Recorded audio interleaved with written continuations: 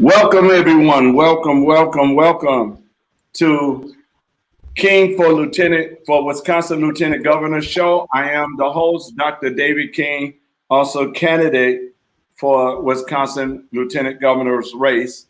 And I have some awesome men of God with me tonight from the Juneau area of Juneau, Wisconsin. I have Pastor Roger Freybaugh with me. Welcome, Pastor Roger. Hey, thank you for having me, sir. It's great to be here with you tonight.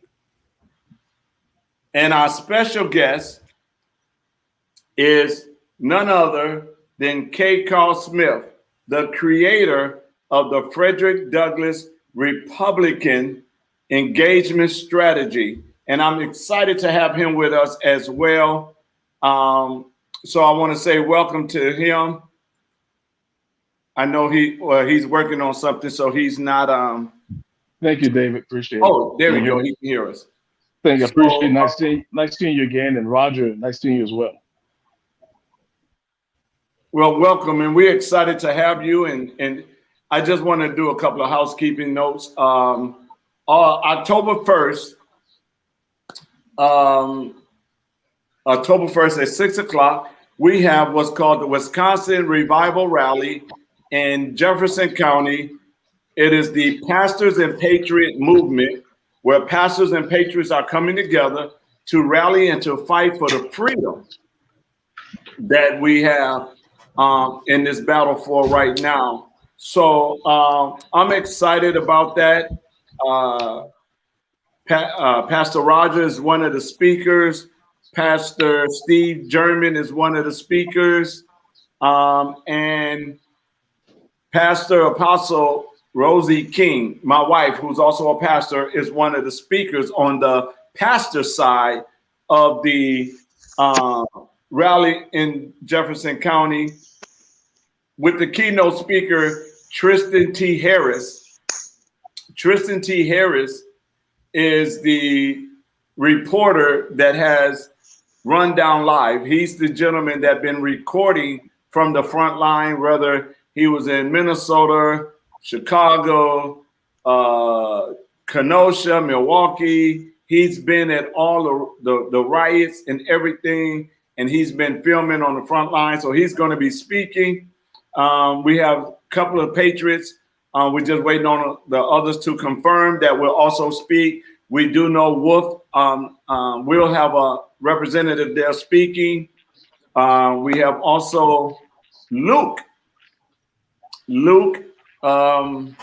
Johnson. The force is strong with that one. The force is strong with young Luke. He's training for a Jedi there, man. Yes, Luke's Luke awesome. is good. He's going to be speaking as well. And then Nikki, I'm not going to chop up her last name, but she might beat me up. But we also have Nikki speaking. She doesn't need a last name, David. She doesn't need a last name. Just Nikki. That says it all. Nikki. That says it all, huh? So we also have Nikki. That says it all. And she sent me, I got to check, because she sent me the name of the group. I at least want to represent all the groups that's going to be speaking up there. So, because like I say, I don't want, I'm scared of Nikki. Nikki might beat all of us up. So,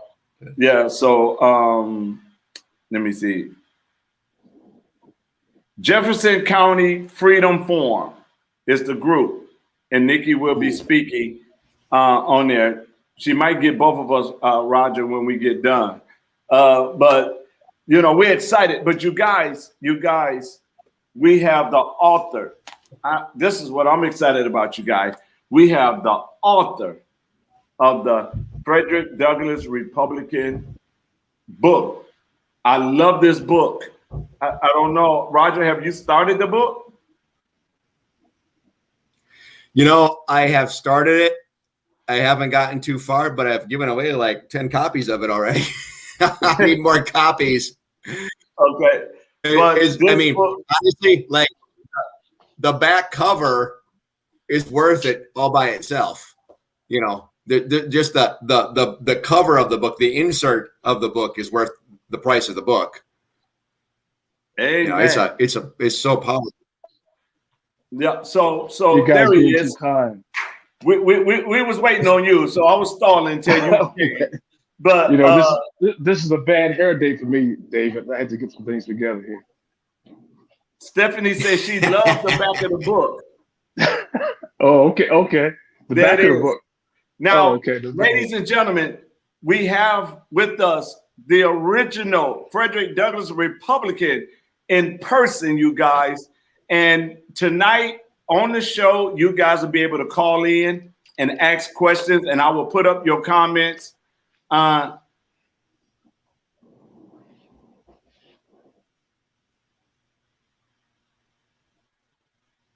Okay. Somebody said an author no longer sells his book in records. I don't know what that means. Okay, I'm gonna put this up there, and then we're gonna go into. There you go. Can you see that?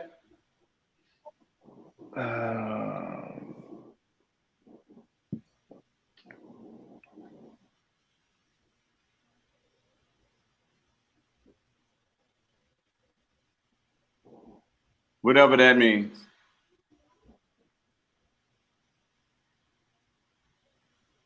So we're gonna. Yeah, I've never cut a record in my life. I don't know what that means. Maybe you should. Maybe that's a sign, man. There you go. Maybe that's a sign. So what we're gonna do is we're gonna open it up. Anybody have a question? We will throw that question up there. But first, we're gonna turn KCARL loose for a second. Let them begin to talk. The thing that I want you to start off with is when I read the book, the part that blew my mind. Now, most people don't know, but I've been a Frederick Douglass Republican for it's been a long time. Yeah, we know each other for a while. At least what, 8 years, baby?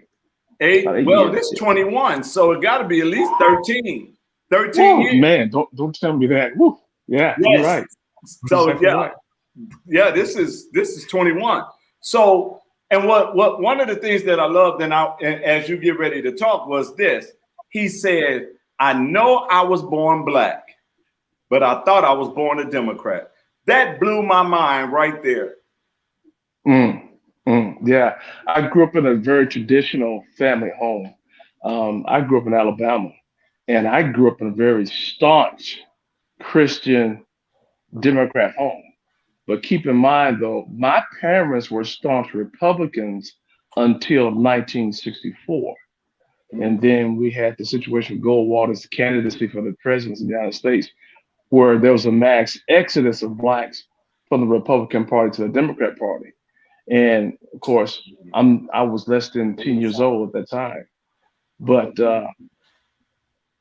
from 64 on, I grew up in a very staunch Democrat home, where to what I was taught and what the vibes I got from my family, that Republicans were racist and didn't have any,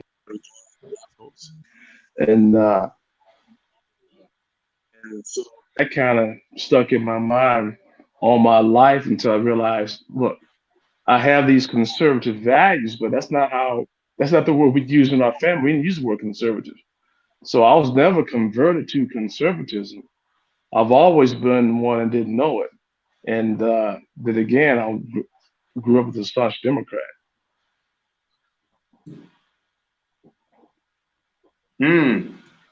So when you talk about the book, let's get into the book, because sure, I watched some people Friday night. I watched the book. Some people Friday night that switched. They got so much out of your talk on Friday night that I was with Pastor Roger on yesterday, and I called him over. I was talking to some people, and I called him over. I said, Pastor Roger, what are you? Pastor Roger says, I'm a Frederick Douglass Republican. Yeah, yeah. This whole Frederick Douglass Republican engagement strategy, as you well know, David, it's not about getting somebody to become a Republican. It has nothing to do with that. It's Right. all about having a conversation with them and inspiring them to vote their values, their, in the case of people we deal with, their Christian values. Instead of voting the opposite of that, like I used to do. I talked about in my book when I realized I was voting the opposite of my values. I was raising holy hands on Sunday, praising the Lord, but come on Tuesday, going to going to vote, I'm voting the opposite of my worship. And God diagnosed me as a political schizophrenic, where I was really politically crazy. I'm voting away my worship. So this whole awakening, because it's a godly centered message, you just inspiring people to vote their values, and they gotta have that what I call that personal review of their life to come to grips with, am I voting my values? And it really goes back to that scripture I start off in the book, which is 2 Corinthians 13:5. Examine yourself, make sure you're solid in the faith. Don't go along taking things for granted. You need firsthand evidence that Jesus Christ is in you. Test it out. If you fail the test, do something about it. So several years ago, I started testing the way I was voting. And the way I was voting was opposite of my worship. So I had to put myself in check. Then the scripture says, do something about it. Well, I did something about it. I repented for how I was voting. I repented to God the way I was voting, that through the way in which I was voting, I was spitting in his face. And that's something each individual has to do. And that's what this is all about. This is all about saving the souls of those who are politically lost and get them to vote their values, not to be worried about a label, but vote their values. You know, and the thing that I love also on Friday, a lot of people learned so much on Friday that they didn't even know.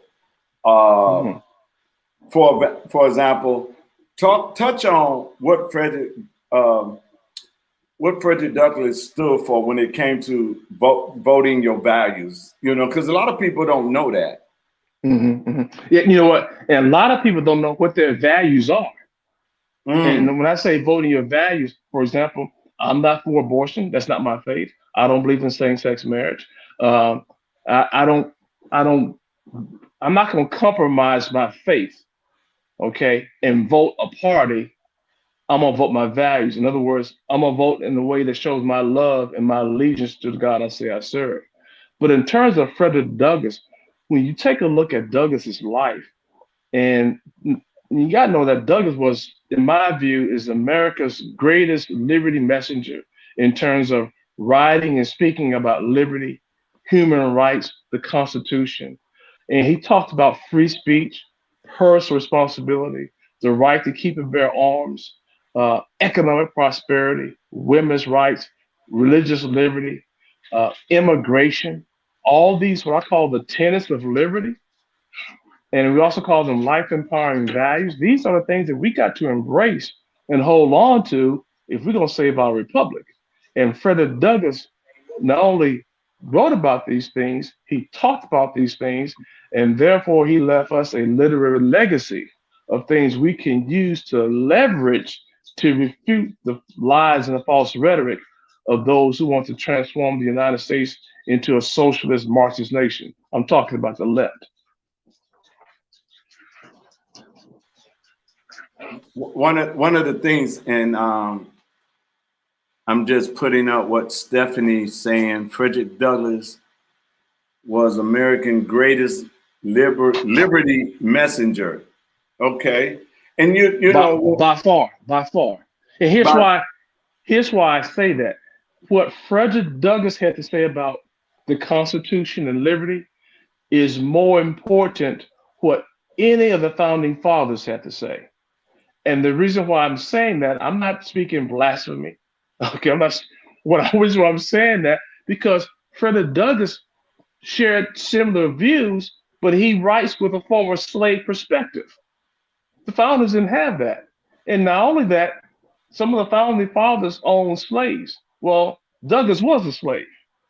And Yes. so by reading what this ex-slave had to say, it really is really impossible to disagree with this ex-slave because he's done something we haven't done. He was a slave, and yet he left this literary legacy that we need to, of course, it'll behoove us to leverage and learn how to integrate that into our own message of liberty when we engage our family members and friends, and even people who may not even look like us. And that's how we're going to save this nation. It's really through messaging. Yeah. Now, Pastor Rogers, when you first heard that, tell us what came to your mind when you first heard him say that? Blasphemy would be a good word. When you said that on Friday night, it was like, what did he just say? But I just paused because I knew you weren't saying it just to say it. And then when you explained it, I was like, oh my goodness, he's right. Because the Marxists and the communists and all these people, they can say, oh, the founding fathers are white racists, they own slaves, and this country just doesn't work for people of color. But then you have this Frederick Douglass issue to deal with because he embraced the Constitution, and because he embraced the liberties and the tenets of liberty, he was so passionate about it. And the legacy that he left, and all the record of his thoughts and his books and all these things that he wrote, and the fact that he was, as you pointed out so well, that he was born below zero, he was born a slave on a plantation with 400 slaves, and the life that he lived, and the position he attained in life. How many presidents did he advise? Was it 5? I mean, it's amazing because he. Yeah. You know what, Pastor? Go ahead. It's amazing how some people have tried to challenge me. So why are you talking about Frederick Douglass? Can you find somebody more contemporary? And I was on a radio show where that question came up, and I guess he was a liberal. Sound like he was. And I asked him, I said, well, do you happen to be a believer? He said, oh, yes. I said, when was the last time you read the writings of the Apostle Paul? He said, oh, last week. I said, well, Paul's been there over 2,000 years ago. I said, well, so you go back 2,000 years to read the writings of the Apostle Paul to get some spiritual inspiration. I'll go back a few hundred years to get some liberty inspiration. So I said, what the heck are you talking about? Yeah. So because Douglas is just as much as a prophet as the Apostle Paul in my book, because God used both of them in special ways. Yes, and you know, 100% agree with that. Right, and most people don't even know that Douglas fought for school choice. Why don't you touch on that for a second? Yeah. The story is that when Douglas was in Rochester, New York, his daughter Rosetta, Douglas lived in Rochester, and Rochester tried to force Douglas, because schools were segregated at that time. They tried to force Douglas to send his daughter Rosetta to an inferior black school outside his district. Okay? So trying to force Douglas to send his daughter to this segregated black school, inferior school, by the way. That school was on the failing school list, okay? So Douglas said no. Douglas said, my money where I live should follow my child, basically. And so what Douglas did, he pulled his daughter out of the school system. He started homeschooling her, brought in a tutor, and eventually put her in a private school. But during all this time, he agitated the, I think it was Sumter Board of Education. He agitated them and got them to integrate. And Douglas wrote a letter to the principal at that time, and I'm paraphrasing. He said, I'm happy to inform you that you have not succeeded in your efforts to deny my child an opportunity of a decent education. I have since pulled her out of your school and put her to a private school where she is not basically made to sit outside the classroom like you had her sitting outside the classroom. Because what happened was, Douglas sent his daughter to this white school eventually. And one day around dinner time, Douglas asked his daughter, well, how's school? How's the classroom? She said, well, I don't know. He said, what you mean you don't know? Well, Daddy, they don't allow me in the classroom. They made me sit outside the classroom. And that's when Douglas went off and pulled his daughter outside that school that was in his district. And then later on had the school integrated through agitation. So Douglas definitely was a component of student choice, because Douglas believed you only get one opportunity to get the education of your child right. Now, keep in mind now, whether it's public or private, all schools should be excellent. But unfortunately, many times that's not the case. So Douglas advocated for the right of his child to be sent to a school of his choice, not the government's choice. Now, a lot of things that, and what made me back in 2012, 13, or 14, one of them, it was somewhere around there, I can't remember. But one of the things that got me was he was about freedom. He was about liberty. And for us today, the same stuff we're fighting right now is something that Douglas fought back then. Yeah. So And there's nothing new under the sun. There's nothing new under the sun.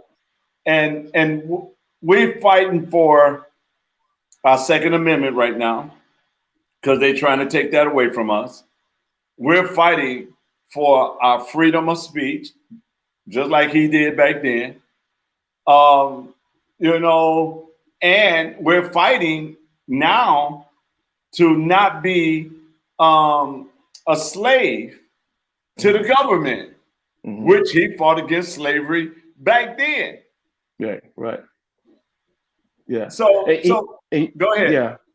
And what I've learned by studying Douglas, because Douglas, not only did he write 3 autobiographies, and he wrote a novel called The Heroic Slave. When I say that Douglas was a philosopher and the greatest thinker on liberty and human rights, Douglas wrote, he had a newsletter. You can go to Amazon, get Philip Foner, Foner, the selected writings of Douglas. Douglas wrote extensively about the Constitution. Yale University Press has a collection of Douglas writings called the Douglas Papers, about four or five volumes, thousands of essays, basically, because Douglas wrote all his speeches out. But here's what I learned by studying Douglas, that the techniques of oppression used by the slave master to make a person a slave are the same techniques used by the slave government to make us slaves. It's the same technique. One of the things Douglas said on one occasion, he said, quote, "The first aim of slavery is to separate a man or a woman from their God." Well, that's the first aim of Marxism, to change our worship from God to government. It's the same technique. And Douglas, and thank God we have this literary legacy of Douglas to lean on and to have this awakening in people. Because when people read about what Douglas said about these things, and this is a slave writing about this, it carries more weight and it's more impactful when we read what Douglas had to say than somebody else who was not a slave. That's why I think Douglas is so important, because even though he's been dead for over 100 years, the values that he embraced, they stand the test of time. Yes. And those life empowering values we've been talking about, or those tenets of liberty, respect for the Constitution, respect for life, the belief in limited power of government, economic prosperity, free speech, school choice, women's rights, legal immigration. Douglas wrote about all that. And I see that right now because I see so many people. Fighting. Okay, I see people. First time I was just in Kenosha tonight, and it was the first times a lot of them been out rallying and fighting. Because they see that their liberty is at stake right now. And so whether it's dealing with school choice, medical freedom, free speech, Second Amendment, all of our rights are going to fight. And one of the things I told them is don't get discouraged because you don't have the massive there. I said, don't get discouraged, because when the Revolution War started, it was only 3% that fought the Revolution War for the people can be free. You know, so we don't need everybody. We just need people that are willing. We just need people that are ready to do it. There you go. Mm-hmm. So in the process of this, you know, when we start to look at it, and a lot of people don't realize that their liberty is at stake right now, because they've been indoctrinated already. They've been brainwashed already, and even in the church, because we don't vote our values. And I have to say, as the church, we play the biggest part of watching our freedom vanish, because we're quiet.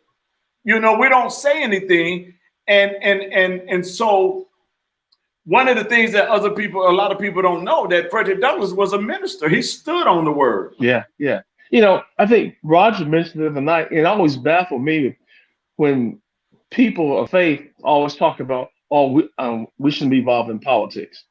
I don't get that, because we have a biblical mandate to be concerned about the poor, the elderly, and the children. That's the biblical mandate. And yes, if politicians can pass legislation that impacts their lives, that means we need to be involved in politics. It's a no-brainer. So all this BS about we shouldn't be involved in politics, that's devil talk. No, we need to be involved in it. We need to be engaged in the process, and we need to elect people, godly people, who share our values. We should be sitting this thing out. That's one thing I wrote in my book. What I used to do when I voted as a believer, I would vote. I used to vote and advocate. I would vote and I would do nothing else. That was it. I'll just vote.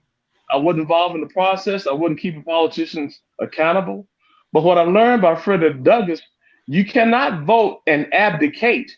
You got to vote and agitate. You got to keep them in line. And when they're not in line, you got to get on their nerves. And when you get on their nerves, you got to get them out of office if they get on your nerves. So, no, don't vote and advocate. Vote and agitate. Yes. And, you know, that's one of the things that I say. And then Pastor Roger, I want you to jump in here. But one of the things that I always said is, as I travel the state, if you vote me in as lieutenant governor, I will be the best agitator to make sure that we, the people, get exactly what we need. And the reason I can be the great agitator is because they can't fire me, because they didn't hire me. Come on in. Come on in, Pastor Roger. Yeah.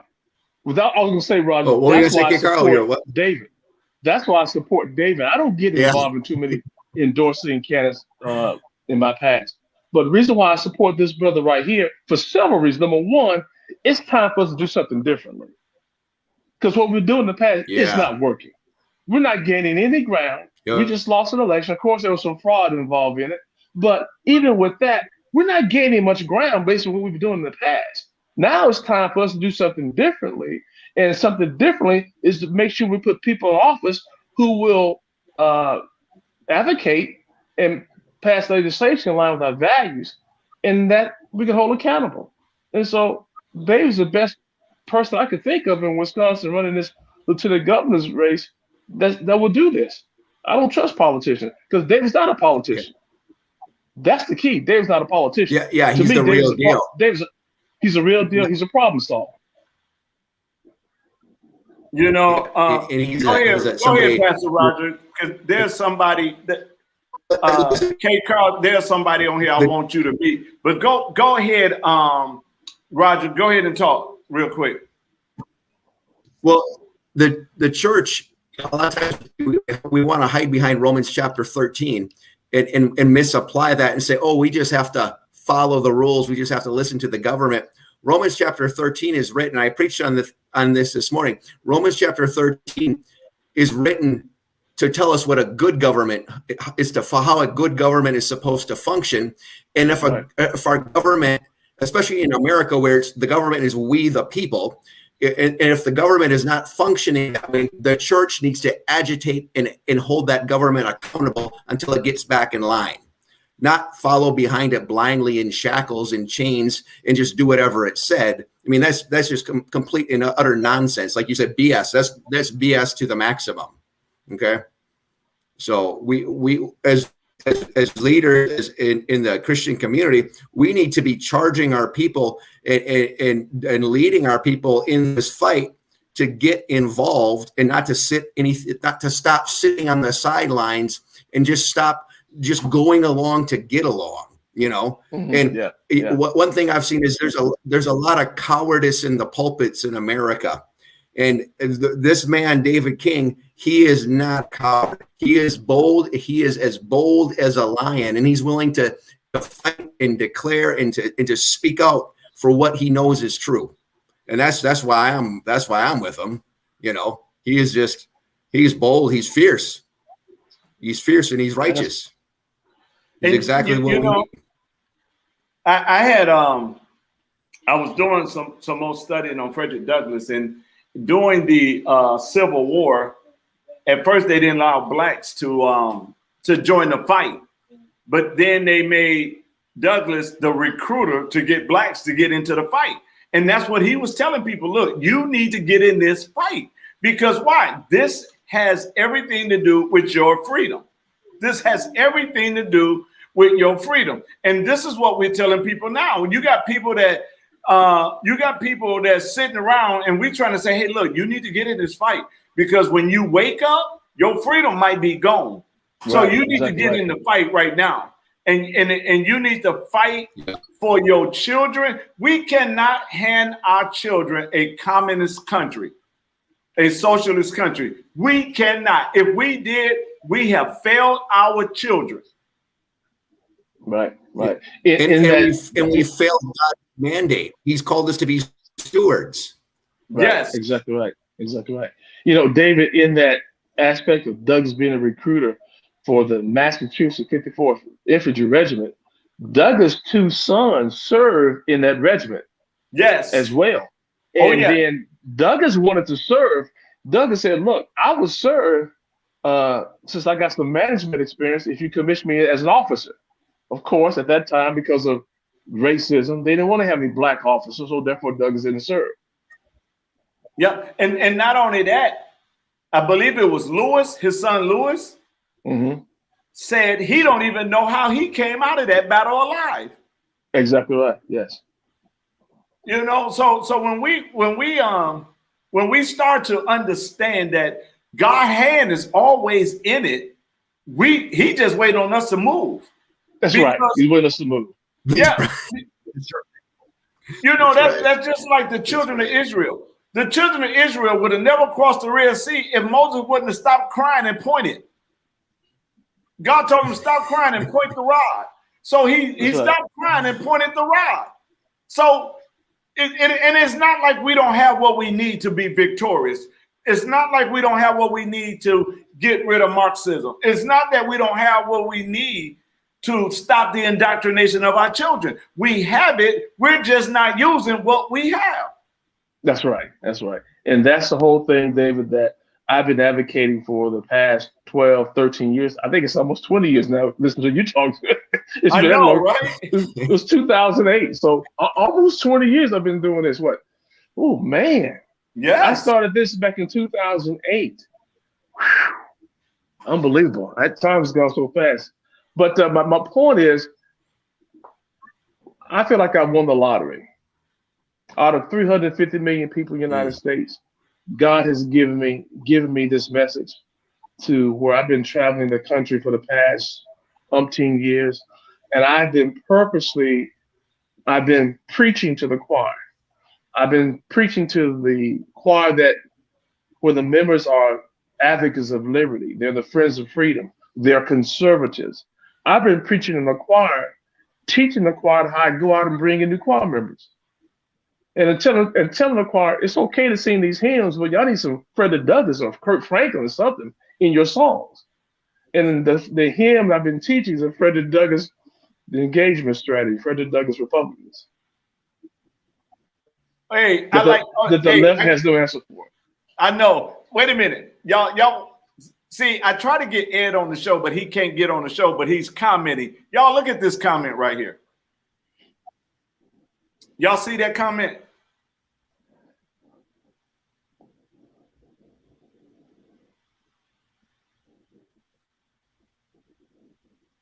Yeah. And Yeah. this is what, and this is why we have to stop voting sheep into office. We got to start voting lions in the office so that we ain't going down. We're not. God didn't call us to. I don't know where people get this. Before I got saved, I was in the streets, and I wasn't no punk in the streets. So God didn't tell me, David, get saved and be a punk. I don't know where. In the Bible, it calls us men of valor, men of war. And we get saved and we forget that that's what God called us to be. Yeah. So let me see what did he say here.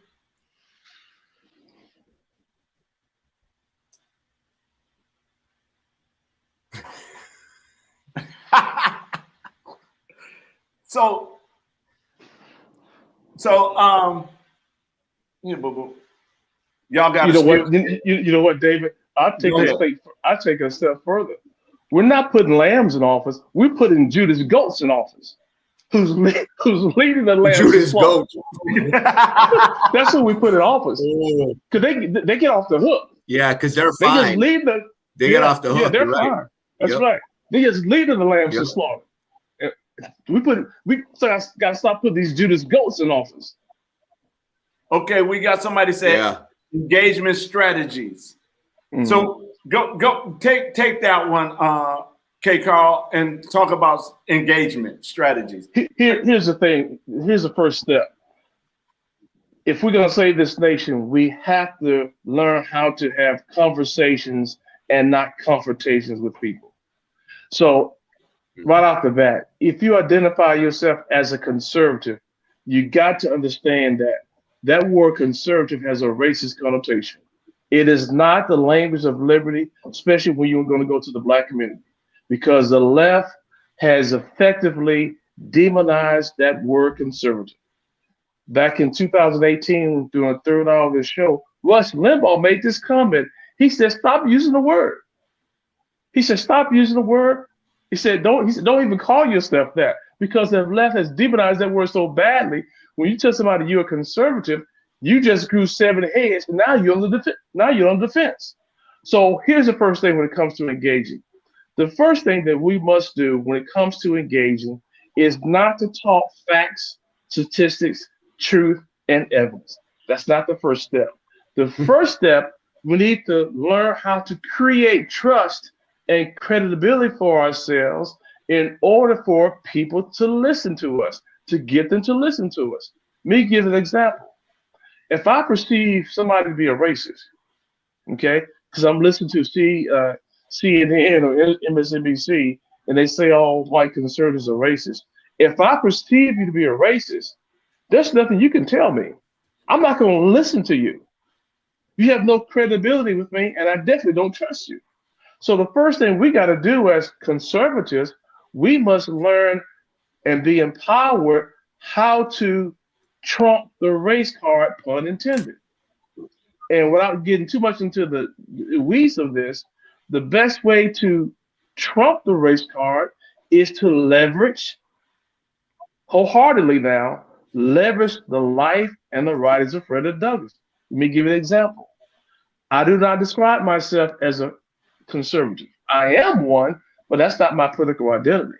My political identity is I am a Frederick Douglass Republican, which means that I embrace and I believe in the life empowering values of Frederick Douglass. Respect for the U.S. Constitution, respect for life. I believe in limited power of government, economic prosperity, free speech, school choice, women's rights, the right to keep and bear arms, religious liberty, economic prosperity. So to become a Frederick Douglass Republican is not based on your skin color. A Frederick Douglass Republican is a person who embraces those values, those tenets of liberty I just described to you. We call them life empowering values. So as one teaching point, the reason why this Frederick Douglass Republican engagement strategy is so powerful is that when you utter the phrase Frederick Douglass Republican, for many people, that is an oxymoron. It just don't make sense to them. The two words don't go together because Frederick Douglass is icon of liberty. Because of negative propaganda, Republican is icon of racism. Liberty, racism, they just don't go together. So when you make that phrase, I'm a Frederick Douglass Republican, and it's an oxymoron, you just created a ministry. You just created a mystery in the other person's mind, and now they want to know what you're talking about. That's when you got to have some content to come with the statement. You just can't utter the statement with no content. So therefore, I encourage you, go to my website and take the free course and learn more about this. That's KCARL, KCARL Inc.com. KCARLinc.com. It's free. There's no autograph associated with this work. It's free.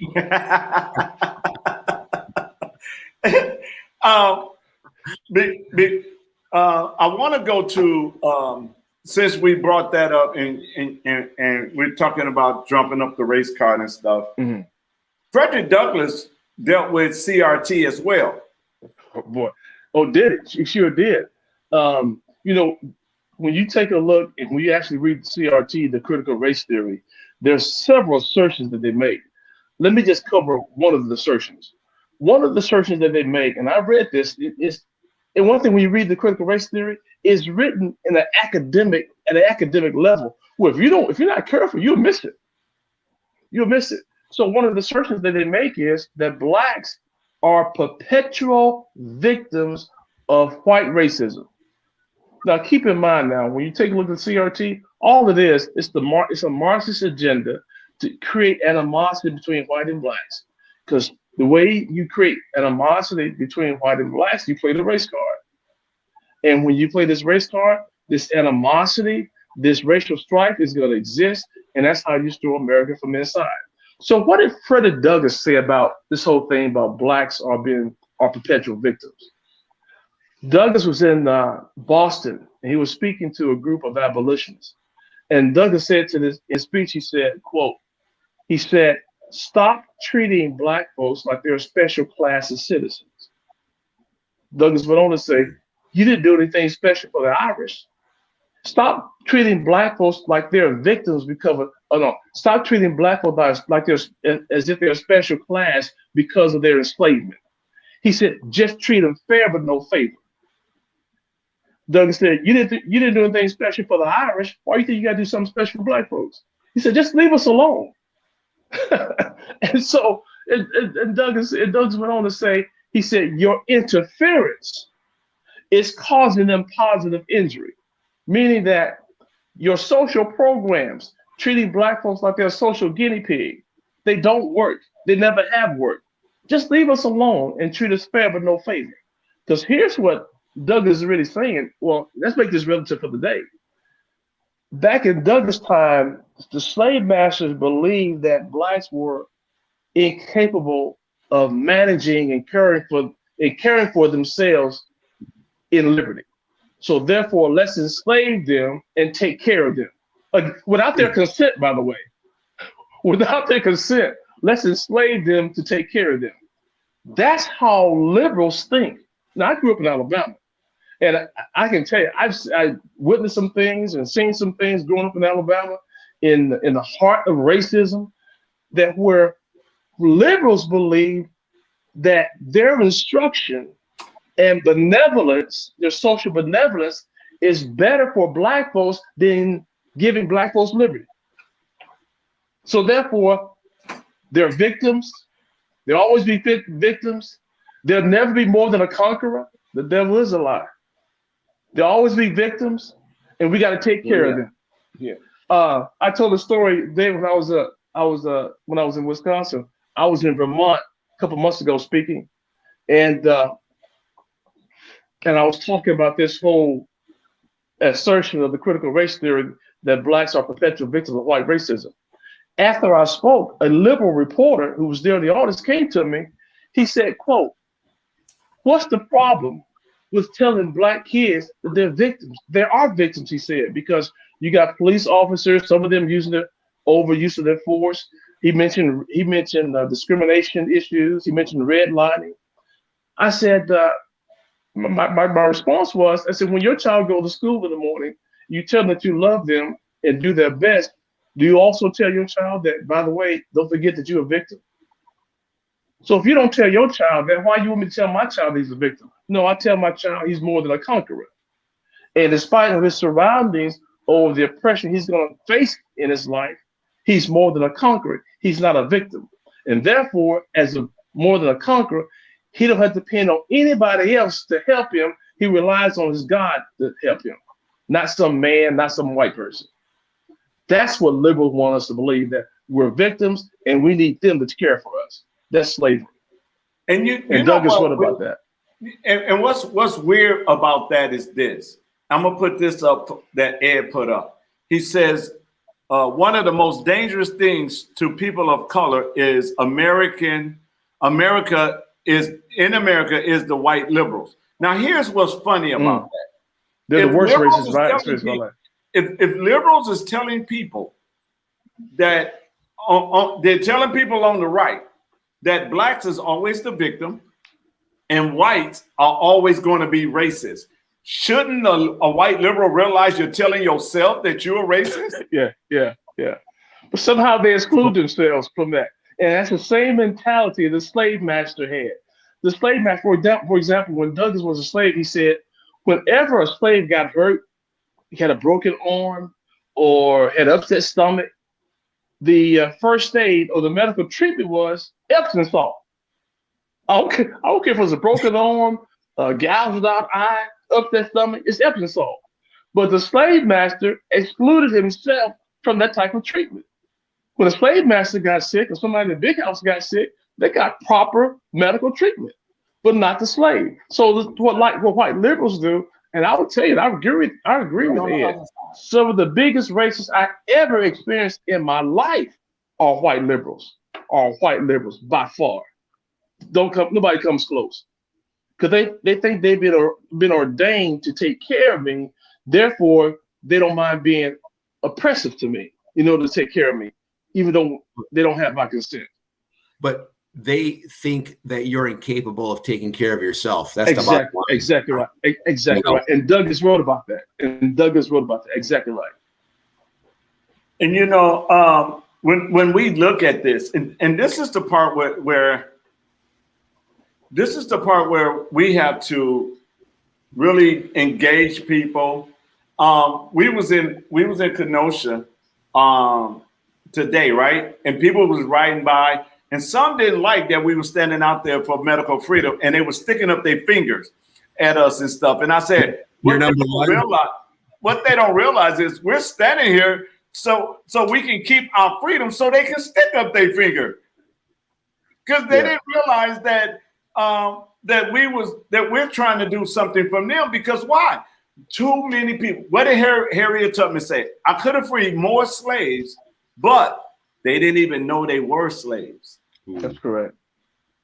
That's correct. And then Jesus came around and said this. The people said to Jesus, "We ain't never been in bondage. We're Abraham." They didn't even know they was in bondage. So we have to make sure that whatever we do, we're doing it out of love. But we gotta, just like we gotta win souls, we gotta convert people back so they can fight for their freedom. One thing I discovered over the past several years is that, especially with young people who have been brought up and indoctrinated to embrace socialism and Marxism, what I've learned and what I've experienced is they never heard the liberty message based on the writings of Frederick Douglass. They never heard it. And when you share that with them, it opens up their eyes, because they say, Frederick Douglass said that? A slave said that?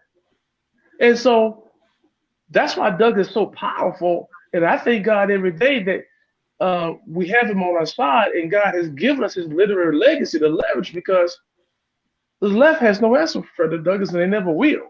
We just got to be wise enough to leverage it. Well, when you made the point, you said, how many Frederick Douglass movies have you seen? how many big Hollywood movies about Frederick Douglass' life has there been? I was like, wow, he's right.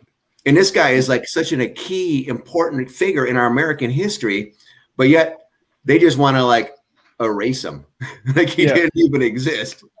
One of the I think the biggest mistakes about Douglas's life that a lot of people don't realize that Douglas was a philosopher.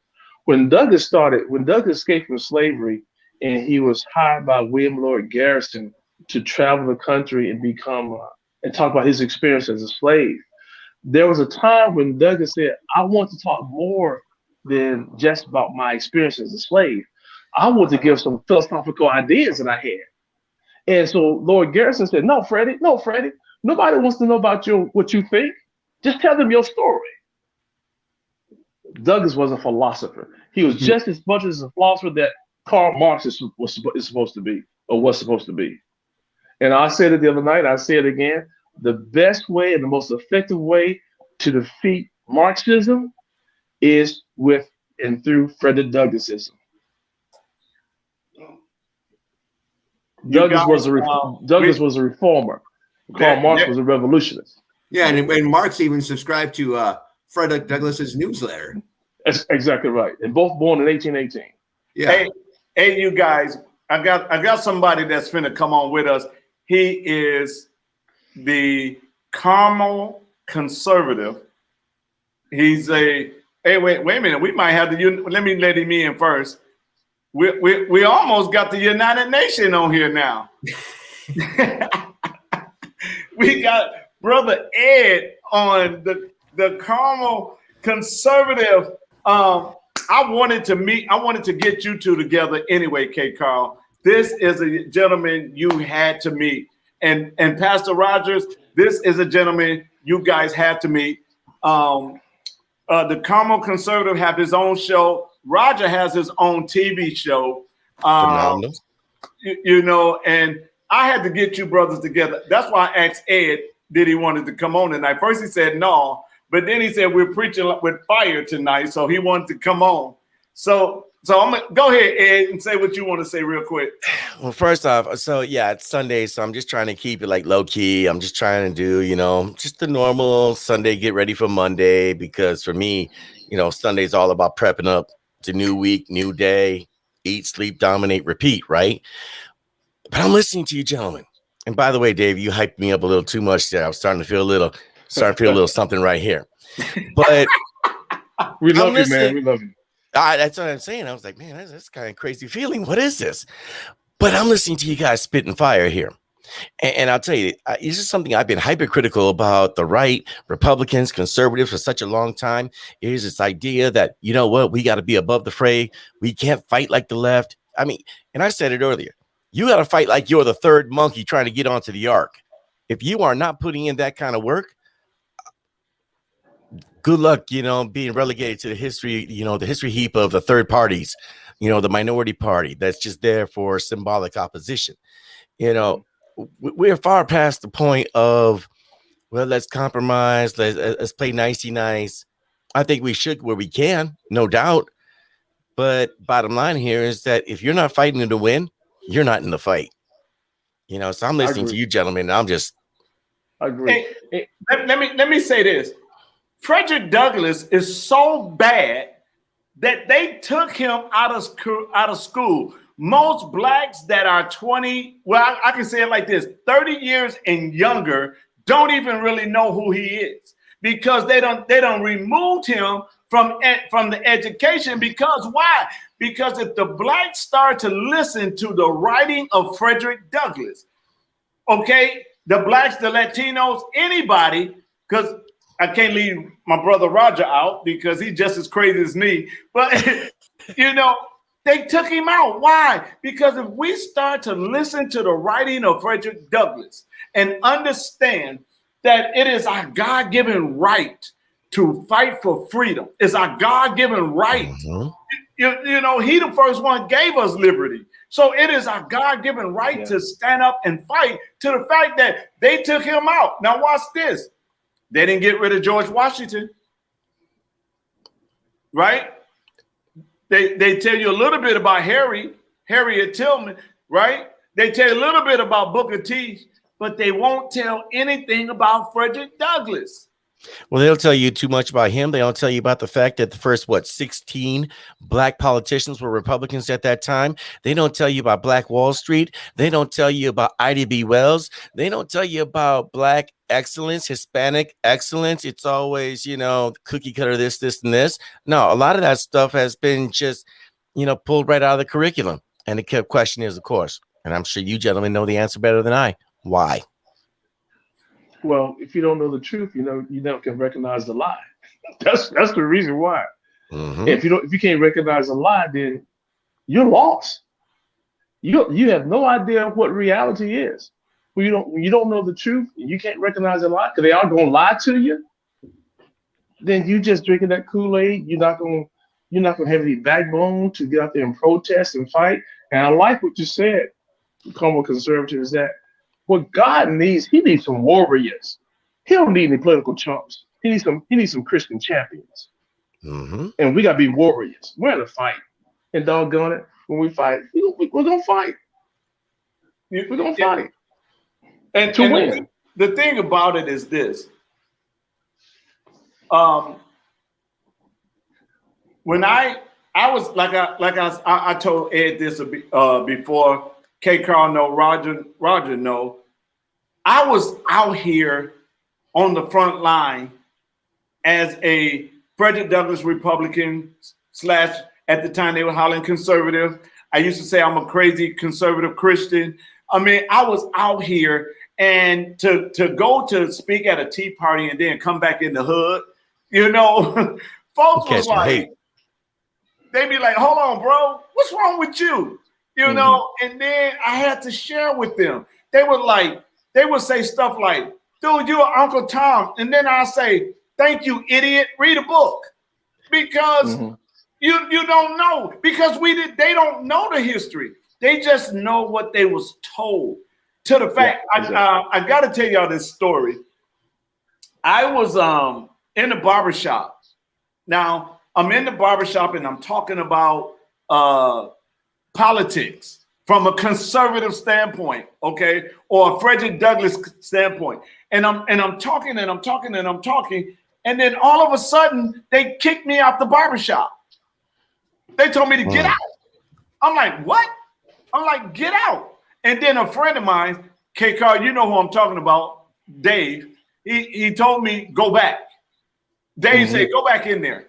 So I went back, and when I got there, they were like, oh, we need to get this going again. So let's talk politics and let's talk history. I said, I'm not talking to none of y'all until y'all watch this DVD. I gave them a DVD by David Barton called American History in Black and White. I gave them that DVD and I said, I'll be back next week and we can argue. When I got back next week, they all began to repent because they didn't realize that the party that they so loyal to was the party that started the KKK. Mm-hmm. They didn't realize that see, most people say the oldest civil rights group out here is the NAACP, which is not true. The oldest civil rights group out here is the NRA, because it was the NRA went down there and gave out guns and ammunition and told the blacks, defend yourself. Mm-hmm. That's correct. So when you start giving out truth to them, they get there and they start looking stupid. And I'll be like, wait a minute, y'all older than me. Don't y'all know this? But I think that goes to something that's interesting. And I make this analogy quite often. So I have younger kids, my youngest being 9 going on 10. And he's a big gamer. And of course, my late 40s. So I grew up with the Atari 2600 and I've seen it all the evolution. So I enjoy my gaming too. But I make this analogy. There's a lot of people out here on the left and even on the right. I call them NPCs, non-playable characters. So like in a game, for example, you might have a merchant. And what does the merchant do? It sells and buys, it trades with you. But if you're getting attacked, right, it won't rescue you, won't help you. It won't hook you up with a first aid bandage, nothing like that. It is an NPC. It does what it is programmed to do. Nothing more, nothing less. We got people tripping. I know. But here's the thing, though. how many people, until they realize that there's more to their programming, and it's like, wow, I didn't realize that. And it's like, well, let me help you along the way. Because it's funny, your barbershop story reminds me of my time when I lived in Puerto Rico.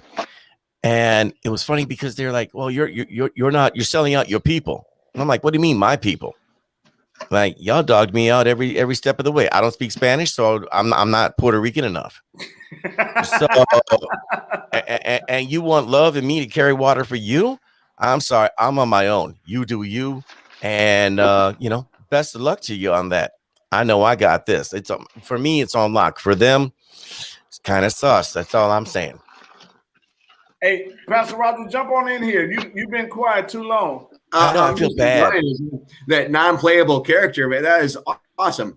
That is such a good way to describe it, because they don't even know how programmed they are. They don't even know how programmed they are. It's just like what we talked about with Harriet Tubman. She said she could have freed a lot more slaves, but they didn't know they were slaves. And that's the reality of what we got going on here with a lot of the church right now. Because if the church would just step up and realize how powerful, like you said, we have everything we need right now to change everything. Everything. We have the people, we have the resources, we have everything we need, except they're asleep. Many of them are still asleep. And like you said, we don't want them to sleep through it and wake up communists. Oh, I'm in a communist country. When did this happen? Because we need to agitate them to the point where they realize there's actually a time. This is it. It's time to get up and get going and let your voice be heard. Let your vote be counted. Put feet to your faith. But the first step is really, I think, to wake up a lot of these people and get their heads out of the sand and get them alert and aware of what is actually happening right now. Get them aware of the programming, because that's the thing. They're stuck. Like you said, they're stuck in this programming. They just I just got to do this. I just got to do this. I got to do this. It's like The Walking Dead. It's like a walking sleep. They're just going through. It's almost like that movie, The Matrix. They don't know. We just got to pull that tube out of their head or whatever, so they can wake up and be like, oh, wait, this isn't what I thought it was. Because I personally believe that's the majority of the church right now. The majority of Christians in our country have no idea where we're at as a country. They have no idea. And the ones that do, they're like, oh, well, if I get involved in things and try to make things better, I could be working against God, because I think God might want things to get bad. And again, it's just like programming. They've gotten the wrong programming. I'm sure God doesn't want you to help people. It would be nothing like what Jesus wants, right? I look at it this way, and it always bothered me, because you have leadership in churches telling people you need to prosper. You need to prosper. God wants you to prosper. And then 4 years later, they'll say, I need you to vote. And I need you to vote this way, because if you vote this way, you're going to vote for your own oppressor. So 1 minute they said they're preaching prosperity. Then the next message they preaching is saying, I need you to vote this way for this person. And doesn't realize they're voting for their own oppressor. But what got me was this. Too many believers have stopped, during election time, have stopped being loyal to God to be loyal to a party. Mm-hmm. And that's how we lost. And that's how we're losing our freedom. Because they're loyal to a party. Now, the same people that tells them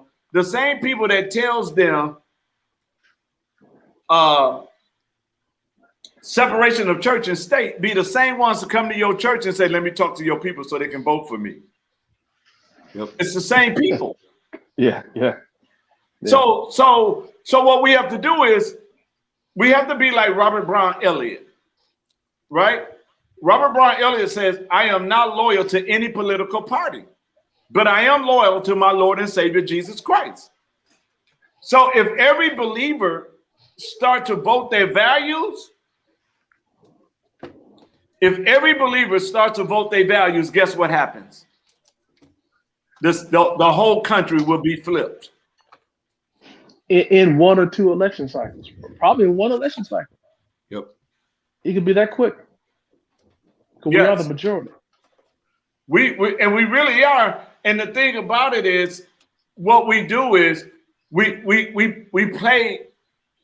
That's the dangerous of democracy, because democracy doesn't give you the best person, because whoever is the most popular, they might not, even though they have name recognition, don't mean they the best candidate. Exactly. So what we've been doing is we just been grabbing names.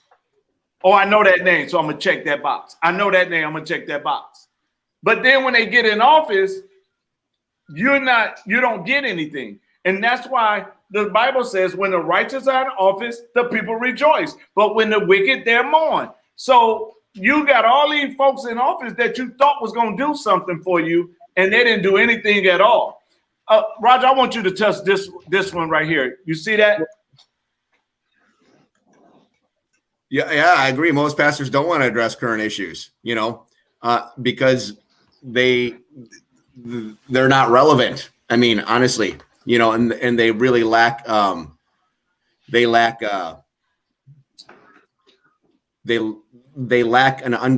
real strong scriptural foundation to address current issues, because any current issue God already knew about before the world was even created. Every problem that exists in the world today is really nothing new. And the answer and the solution to these problems are in God's word. It's already in the book. So we can take God's word, we can take the book, the Bible, and figure out what to do with whatever the current issue is in today's world. It's all right in his book. It's all right there. He wrote it all down for us. So, yeah. Okay. Who want to touch this one? Ed, you want to touch this one? Or KCARL? One of y'all want to touch this one? I'll defer to Carl. KCARL. Read that to me. I don't have my glasses on. Read that to me. I'm sorry. It says, how can we trust the system? How can we trust the system? Well, I automatically don't trust the system. But in order to, I don't know what system they're talking about. They're talking about this government system. I don't know what they're referring to. I'm thinking about the government system. I'm speculative of people in power, because generally, I think Abraham Lincoln said it, because men are not angels. That's why, therefore, we have to be agitators of the system. We just can't sit back and just let things go. We're not becoming involved in the political process. But also, maybe God put on your heart to run for a political office. But if you're not doing that, be part of some type of advocacy group where we're out there getting on these politicians' nerve to change the system. I think Douglas asked one time, because slavery was in existence, and Douglas said, and they asked Douglas, how are we going to get rid of slavery? Douglas said, what do you mean? We're going to put people in office who's against slavery. So that's how you fix the system. We got to put godly people in office to fix the system. We keep voting for people who are ungodly, and we wonder what's going on. That's why we got to get people like David King elected. We got to put godly people in office. That's how you start trusting the system. The way the system is right now, I don't trust it. But I'm not going to sit back and just scream and holler at the television. I'm going to become a part of the process and work hard to get people elected like David King. Yeah, let me jump in here real quick too, because when we're talking about the system, the only reason the system crooked because we put crooked people over the system. Yeah. I mean, when you look at Daniel, when Daniel interpreted the king's dream, right? The king said, okay, I'm gonna put you over this. So when he put him over it, he put a godly man over it. What happened? It prospered. So all the people that's in office now who claim they're of God and their area is not prospering, something is wrong with the picture. Just because they say they go into the church building doesn't mean they surrender to God. Because if they really surrender to God, they would be yeast. They would be an agitator, right? So that means the system wouldn't affect them, but they would affect the system itself, you know? And all they have to do, if they're really doing that, all they have to do is know what they call a press conference. The people will come, because people are looking for people that they voted in office that would stand with them on what they wanted. You know, they would come to the press conference. They would come to Madison if you say, I'm fighting for you on mandate, right? I'm fighting for you on mandate. We need to make some noise. So here's the thing. I'm going to call a press conference. Y'all show up for this rally, and then we're going to go into the building to make sure we get what we asking for, right? But ain't nobody doing that right now, okay? We already know the voting fraud is for real. I tasted it in 2010. I still feel the wounds from being cut in 2010. Because why? It was a Republican landslide. I was on top of the ticket, and how I'm the only one lost. It don't make sense. So we know that it's there, but until we get people, until we all get involved, roll up our sleeves, okay, and go to the voting, making sure that there's no funny business. And if it is, we need to call it out right away, because I guarantee you let Roger go in there and start holding conversation with people that's in line trying to vote. They're going to call and have him removed so fast. He can't talk to people. He can't do that. All we see is, oh, guess what I saw today? Why you ain't saying nothing? You could actually say something, and we're not saying nothing. Yeah, as far as the system goes, I mean, Frederick Douglass, he said something that's really backed by our Constitution. He said there's the 3 boxes of liberty. You have the ballot box, voting. You have the jury box, taking it to court, and then you have the ammo box if the first 2 fail. You know, and that's why our founding fathers built in the Second Amendment. You know, that's why we talked about the NRA and how that was the first civil liberties group formed. You know. And that's fundamental. Yep. Yes. And I'm gonna let you go, Ed, but I don't want to get to the third option, but I am a Second Amendment man. Yep. If we gotta go there, you know, I don't want to go there, but if we gotta go there, if push comes to shove and it's dealing with my children and grandchildren, then I'm like, Ed, we're going there. But you know, it's one of those things that if we have to go there, then it's game over. Right. And I'm a big fan of that phrase, you know, if there must be trouble, let it be in my time so that my children will know peace. Because I'm that guy that will do what I need to do and may do it reluctantly because I'd rather just hang out and just be with the kids and grill out. But I want to go back to this. Can we trust the system? Can we trust the elections? Can we trust the voting process? It's a yes and a no answer. I mean, no, you trust nothing. It's government. I mean, if you trust government, then clearly you don't know history. But at the same time, you have to trust it because it's a system that we currently have here. Now, of course, you know, one of the things that 2020 has taught us, and even 2018, because I believe 2018 was a template to bring to 2020. Take a look at the various elections where a Republican won, and all of a sudden there was a recount.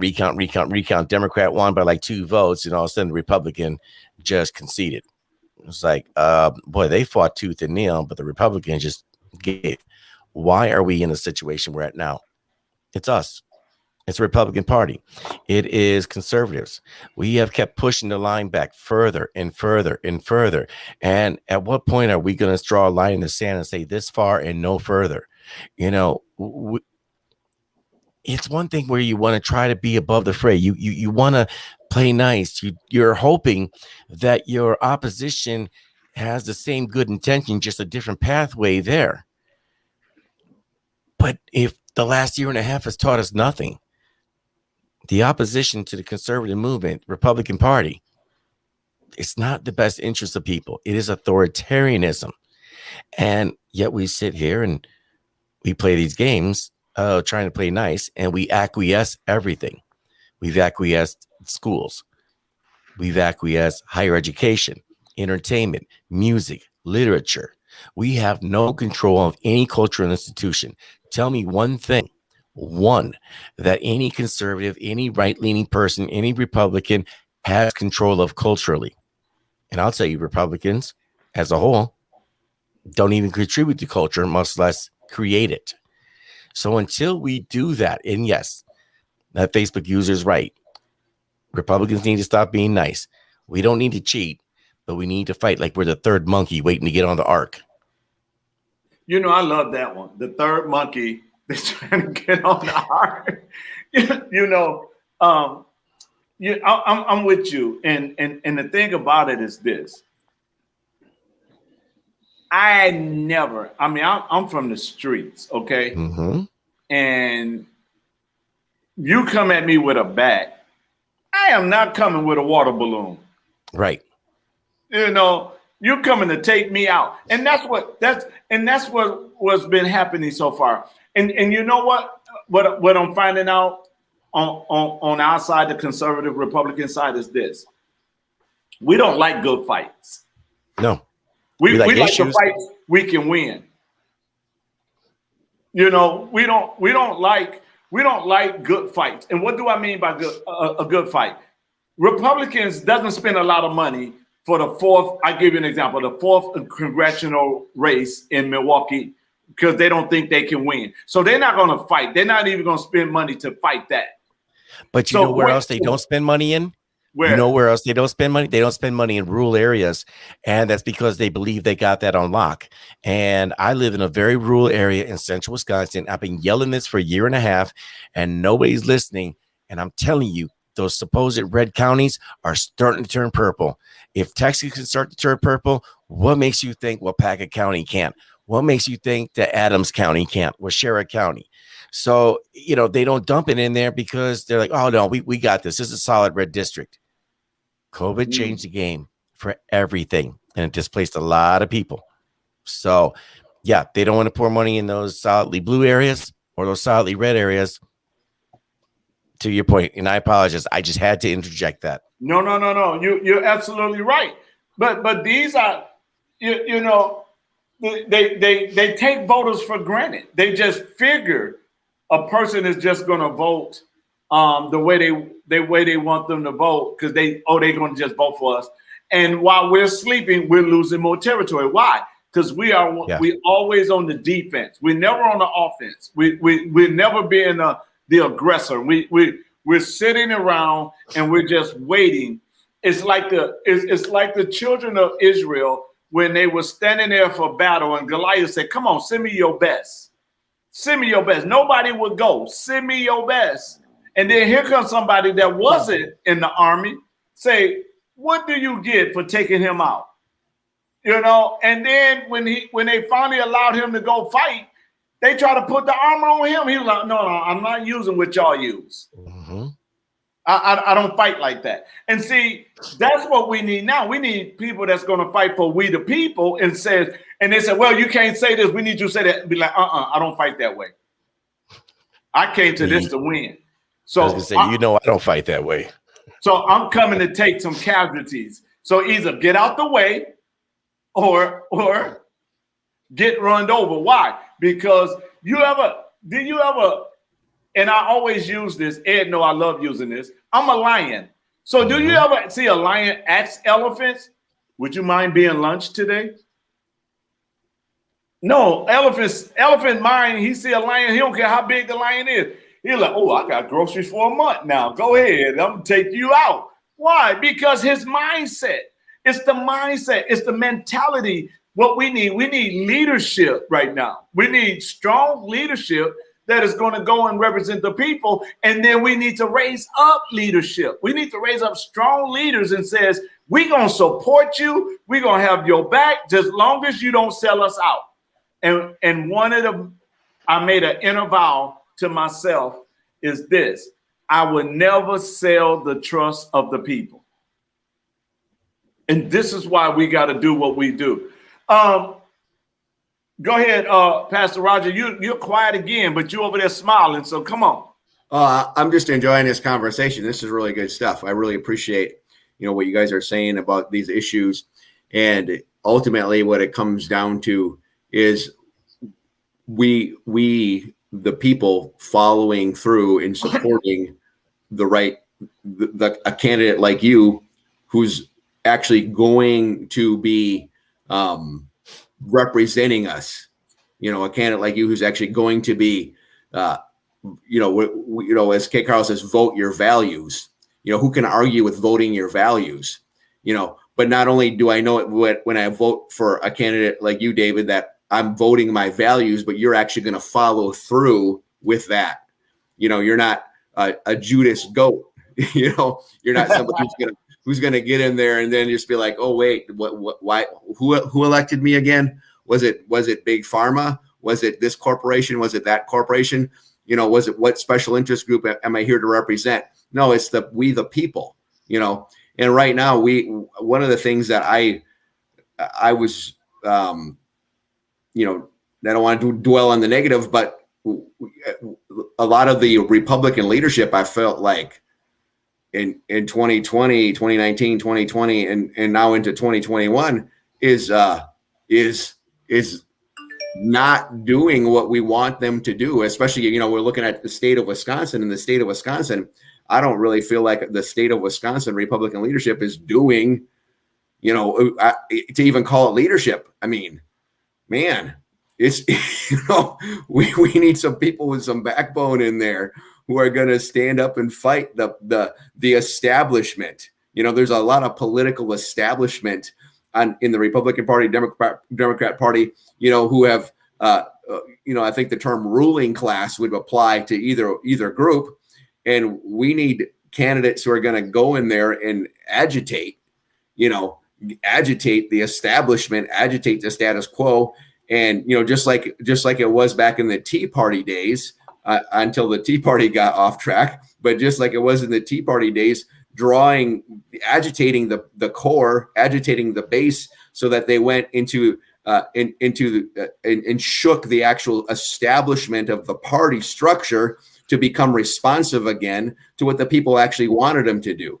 Instead of to their own special interest, but to actually be responsive to the citizen voters who actually are electing these candidates who are actually need to hold them accountable. So, that's why when we talk about the Pastors and Patriots rallies, I'm super excited about that. I'm super excited to get that, because when we talk about Pastors and Patriots, I believe we're looking at getting the core of the church activated, and the core of the patriotic citizens of our state, of our country, activated to step up and to be empowered again, to say, wait, no, my vote does count, my voice does matter. When we show up, we make a difference, and we're going to get heard, and we're going to actually elect candidates who are going to represent us properly. And we're going to hold them accountable when they get there. And the candidates that we've already elected, we're going to hold them accountable too. We're going to hold their feet to the fire to do what they got sent to the Capitol to do, instead of just being checked out. Mm-hmm. Oh, we don't need that. Oh, yeah, that's not going to make a difference anymore. Oh, it's too late. Oh, last year. We don't need to put any vaccine protection in place. That'll never happen. We've already got that. Yeah, that's never going to happen. Now people are getting fired for something, and our state's been controlled by the Republicans for how long? I mean, seriously? And this is what it looks like? Well, can't these clowns figure this out? No, I mean, seriously, like, if the Republicans are supposed to be in charge and this is the best they can do, like, this is seriously messed up. I mean, come on, somebody's got to figure this out. Oh yeah. I want to talk real quick on in the book. It says Frederick Douglass success strategy. Mm-hmm. KCARL, can you talk about that for a minute? No, one of the things that grabbed my attention about Frederick Douglass that most folks do not know, that when Douglass passed away in 1895 at the age of 77, he died of a massive heart attack. But at the time of his death, Frederick Douglass, a man who was a slave for the first 20 years of his life and had 0 days of formal schooling, that brother had $300,000 in savings. $300,000 in savings. And I read somewhere where he gave each of his children $50,000 in addition to the $300,000 he had. He had 4 children. We had 5 children, one died. So each of his 4 children got $50,000. And he had another $300,000 in savings. And $300,000 in today's money is over $11 million. So when I read that, I said, wait a minute. What was this brother's action plan for success? Because I've learned on talking to my dad that success is not a secret. Success is a system. What was Douglas' system for success? What was his action plan? And so I started reading his life, I read, of course, everything Douglas wrote. I read every biography that existed on Frederick Douglass. I read that. I mean, I went on a reading binge, tried to get a better understanding of this man and his philosophy. So in the book, there's a section called Douglas' Action Plan and Douglas' Secret for Success. It's a system for success. And several things that caught my attention was that, number one, Douglas' father, the rumor was Douglas' father was his slave master. So Douglas' slave master was his father, who put him in slavery. So I'm saying, well, who was Douglas' mentor? He had to be mentored by somebody. It wasn't his dad.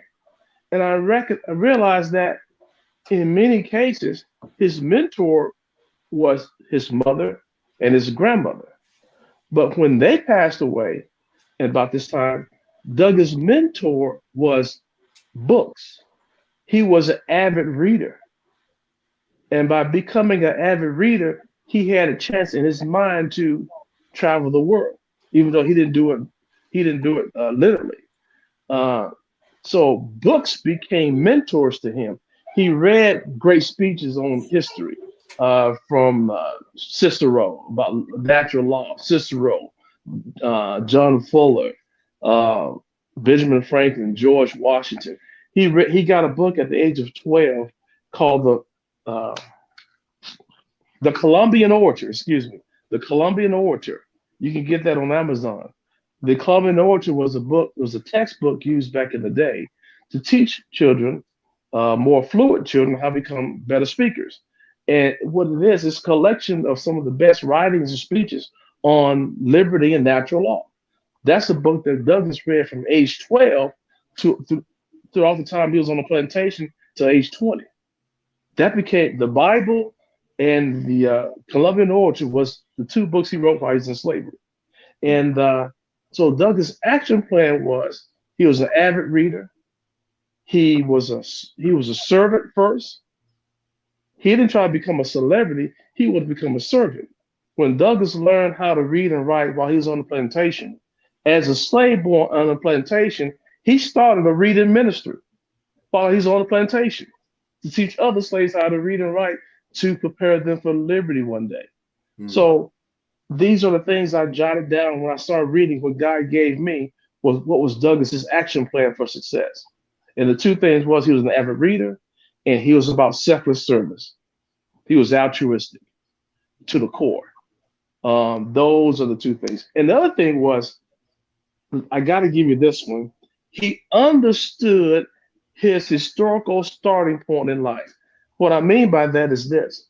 When you read Douglas' first autobiography, at the age of 6, Douglas said that at the age of 6, he almost came to the point where he was going to accept the fact that he was going to be a slave for the rest of his life at the age of 6.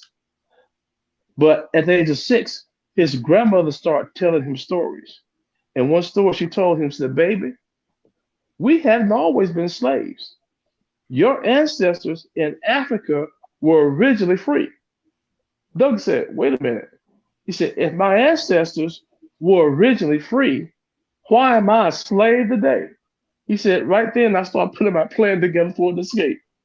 Because right then Douglas understood that his starting point wasn't fixed in slavery and bondage. His historical starting point was fixed in liberty with his ancestors in Africa who were innovators, who were producers, who were mathematicians. That's his starting point. Once he realized his historical starting point, he realized that God didn't make him a slave. Man made him a slave. And that's when Duncan started putting his plan together at the age of 6 for escape he made good on at the age of 20. Wow. Uh-oh. David, you're muted. Yeah, you're Okay, muted, David. there we go. There we go. Yeah. It's been a long day for all of us. We're about to close. I wanna thank everybody. We're gonna have to have KCARL back and Roger back and Ed back, and I thank God and for Ed and jumping in, and Roger and KCARL. This is just one of many King for Wisconsin Lieutenant Governor shows that we're going to do, because we really want to get the people information, but we also want them to understand that. Oh, wait a minute. Hold on. I had to put this up. Look what they're saying about Ed.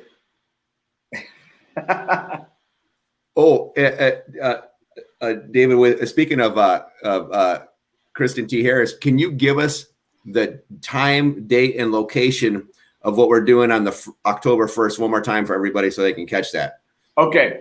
October 1st is the Wisconsin Revival Rally, where pastors and patriots coming together to talk about our freedom. Is going to be at the Highway Harry and Johnson Creek. Our keynote speaker is on here today listening. His name is Kristen T. Harris. Kristen T. Harris is a reporter for the Rundown Live, and he's been out on the mainstream, and he's given information that mainstream media would never give us. Somebody said, what? Oh, can't read that. LOL. Okay. That was Ed. Oh, let me put it back up there, Ed. So it's October 1st, starting at 6 o'clock. We're allowing people to come in at 5:30. I got to check with the lady who sung the national anthem. Now we're going to find somebody to do the national anthem, and we're going to find someone that's going to do some worship songs for us, because we want worship and the national anthem sung at every event. Well, if you need, I don't got a singer. I have a lot of singers, but I also have a guy who could play the electric guitar, the national anthem, Jimi Hendrix style. Super awesome. Oh, really? Yeah, for real. Luke knows him. Okay, so well, see if he can do it, then we'll be good. Stacy says Victory Center Youth. You know it. That's where I'm going. Okay, Victory Center Youth can do praise and worship. I have no problem with it. I'm excited about it, everybody. But this is the Wisconsin Revival Rally is all about.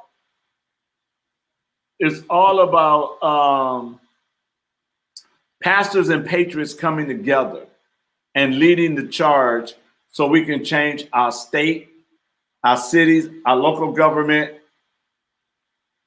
and everything. So hold on one second. Here, go with that. I'll be right there. My daughter's telling me it's time. The show is over. So the show is over. So it's going to be in Johnson Creek, and then on October 8th we will be in Sheboygan at the Lakeshore Lanes on October 8th, and then we're working on 2 more locations. One in, I believe, Pewaukee, Burlington, one of those areas, and then also in Kenosha. We're working on. Okay, Dan, I'll check that out. But again, we want to thank KCARL Smith. We want to thank Ed. We want to thank Pastor Rogers. And most of all, we want to thank each and every one of you that have been watching from Facebook, YouTube, Periscope.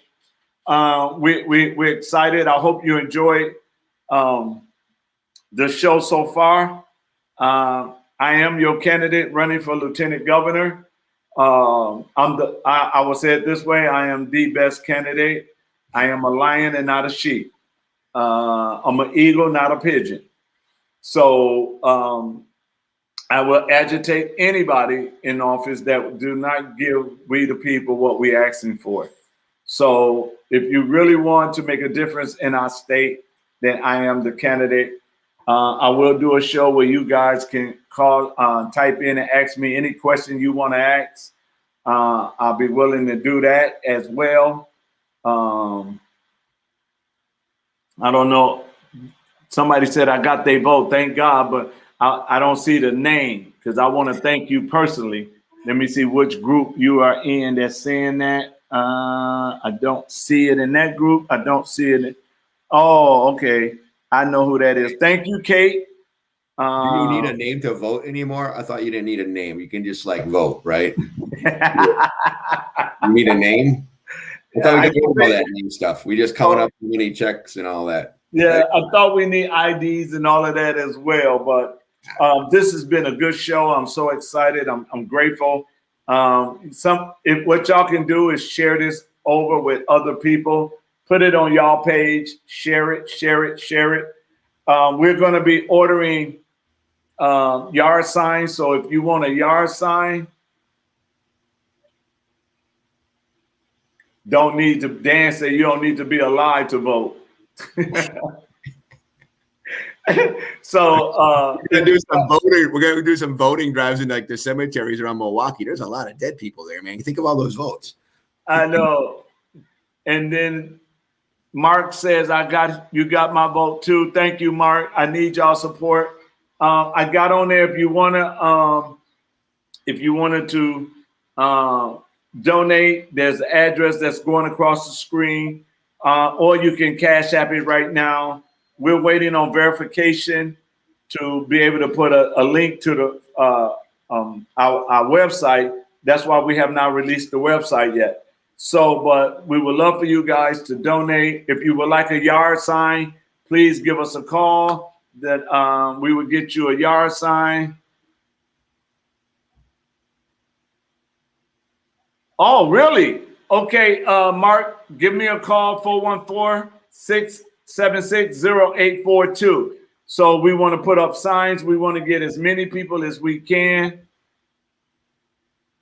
We can put up a sign in my yard, David. Yeah, you need to put a big one. You got that whole 10 acres. You can just look at a big one, man. Yes. And so we want to do that. Stacy, we already owe you one shirt, so you can just tell me and I get you your shirt. Wait, how do we get shirts? We can get shirts? Yes. You can call in your order and I'll put the order in for the shirts. From small to Jumbo? Trying to think. From small to 2X are $25 for the shirts. From 3X to 5X, $30 for the shirts. And we can get the shirts out to you. We can deliver them. We can drive them to you. We can mail them to you, but we'll make sure you can get the shirt. How early can signs be put in yard? It can be put in right now because the campaign is up and running, and it can stay there all the way till August when we win the primary. What do the shirts say? Like King? What do the shirts say? The shirt says Dr. King for Lieutenant Governor, and on the back, on the back it says, "We fight for freedom." Ooh, I like it. Yes. I want. Okay, so we will get you. What size do you want? Well, I look bigger in a small, so I get a. Okay. Just kidding. I'm kidding. Probably like a large. It depends, large or medium, probably. Amen. So I'm so glad. Thank you. Thank you. I know who that, you know who that one is right there. It just says user, right? That's Nikki. I told you she's going to get us. Yeah, I got the fire. I can see the fire on that, man. I know. That's Nikki. Thank you for your support, Nikki. You guys, this has been blessed. I'm going to say goodnight. We will do another show this week. And we want to keep this going, and hopefully I can get what size hat, Roger. Somebody want to know what size hat you wearing. I ain't gonna need super big. What? These are your members that's clowning right now. Let me just put them up there. Look at this. Yeah, you know who that is, right? Like big, like think crown, like a big honking like crown on my head. Now that's Stacy right there doing that, yeah. And then here go Dan. Well, if I can squeeze into that a woman's small T-shirt, my arms look amazingly large from the right angle, you know. And they get real veiny because it's like tourniquets around my biceps, you know, like the Ultimate Warrior used to be, you know. Oh yeah. Of course, it won't come down. It won't cover my midriff. But hey, that's perfect. I'll look great standing next to Dr. King on the stage. Like, I know, right? Who is that Fruit Loop with Dr. King? So, hey, while she's still on here, I am looking forward to hearing Nikki. I want to hear Nikki. Nikki, I just know Nikki is going to be phenomenal on the first. Because we got Nikki, we got Luke, and we have Amber. Me? You got me? Oh, and you and Pastor Steve, and we also have Rosie.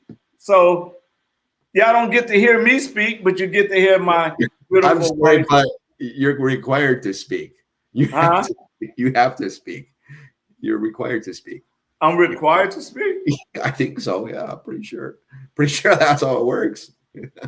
Well, I'm just gonna be there and look nice, you know. And well, that's a given. That's a given. If you're gonna be there, you're gonna look nice. We expect that. That's just how it works. Okay, but I know Rosie is going to be speaking, and she gets excited. You should have saw her at the Freedom Rally, and we put the mic in her hand. She just went off. Hey, I've seen her get a preach on at the Capitol more than once. Yeah. You know? So I'm looking forward to it. Yeah. So I am so excited. Oh, I got a text. Hold on. Let me check this text out. It's from KCARL. He says he wants you to give him a call tomorrow. Me? Yes. Oh. But he said, have Roger call me tomorrow. I don't know if I have his number.